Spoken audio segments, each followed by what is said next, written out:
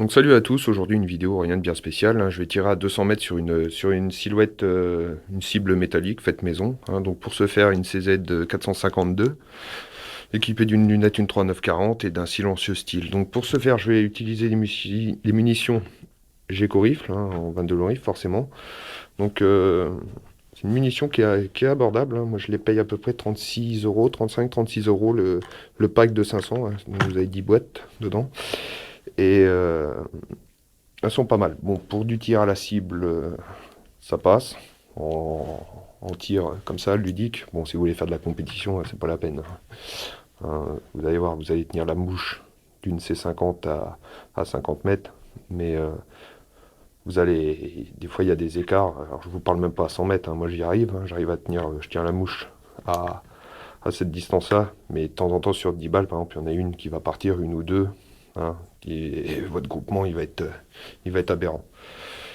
Donc, bon, pour un tir comme je fais, c'est largement suffisant à 200 mètres à Yvon, hein. Vous allez voir la cible après. Donc, elle est là-bas. Vous voyez, là, il y a un petit drapeau. Je sais pas si vous allez voir grand-chose, je suis désolé. Donc là, il y a un petit drapeau. Moi, c'est pour m'indiquer le vent. Et bah, la cible, elle est dans le pied, quoi. Bon, il y a un léger petit vent qui vient de droite. Bon. Allez, hop, c'est parti. Donc 5 cartouches à 200 mètres.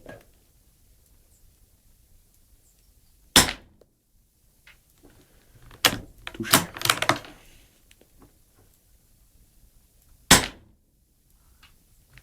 Touché.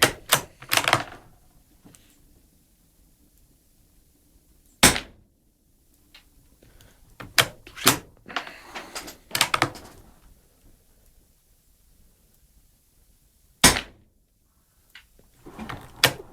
Touché. Et la dernière.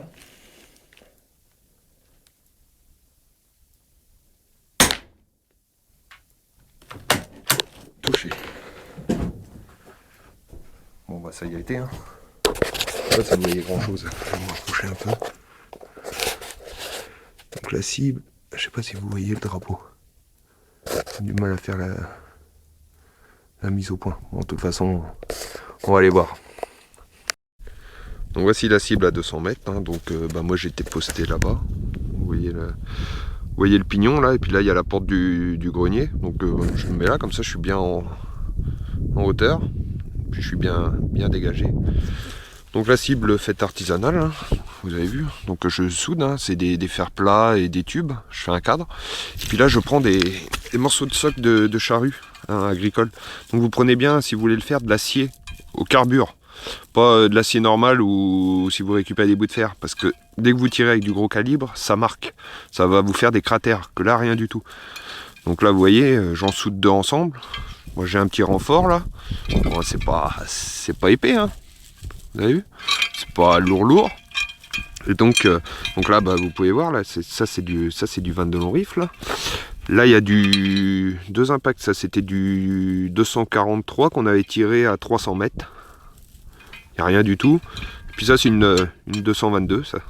Une balle de 222, c'était juste un tir comme ça de confirmation que j'avais fait, quoi. En prenant en repère un trou, je sais plus ce que j'avais fait, enfin bref, exactement. Donc là, je soude des petits écrous, puis je passe un bout de fil de fer. Ça me permet d'avoir une résonance, écoutez. Vous voyez?